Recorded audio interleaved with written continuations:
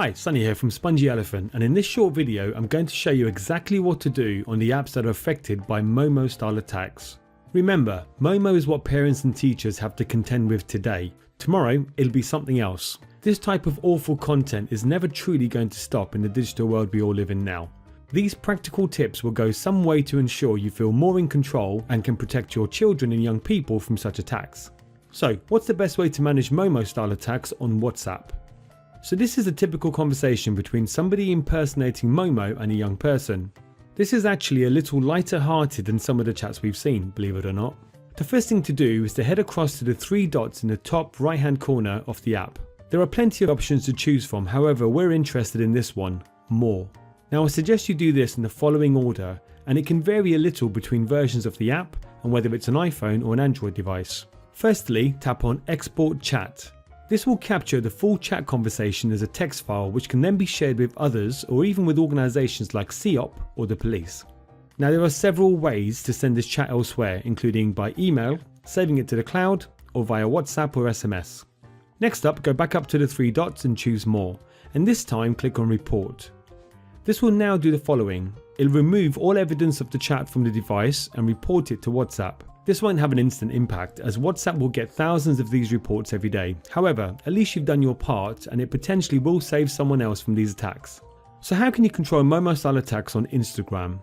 Now the typical situation on Instagram is that a young person may have followed a user or hashtag and is now bombarded with Momo content in their feed or stories. In this case, do the following in order.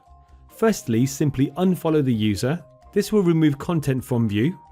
Next up, hit the three dots in the top right corner and choose Mark as inappropriate. And I would choose every option available to ensure Instagram knows how you feel about this content. Right, that's Instagram sorted. Now for the worst culprit of all, content on YouTube.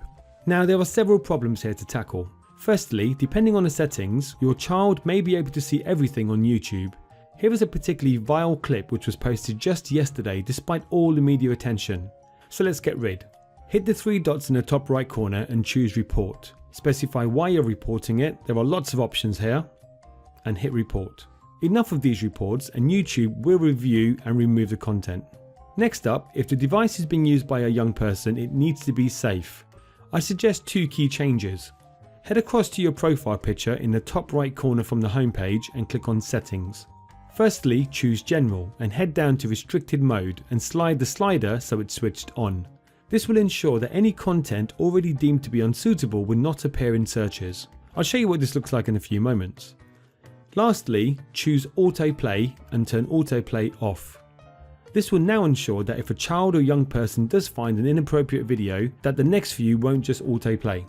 This has been a big issue. Remember, YouTube's algorithms give you more of what you've seen, and the autoplay turned off ensures that it doesn't just cycle through all those videos. So if I now type in Momo challenge, I don't get the same types of clickbait content, instead content that is potentially more helpful. So that's it for me. I hope you're feeling a bit more confident that you can create a safer browsing experience for your children and young people. Do leave us any feedback with how you get on and if you have any other questions. Thanks.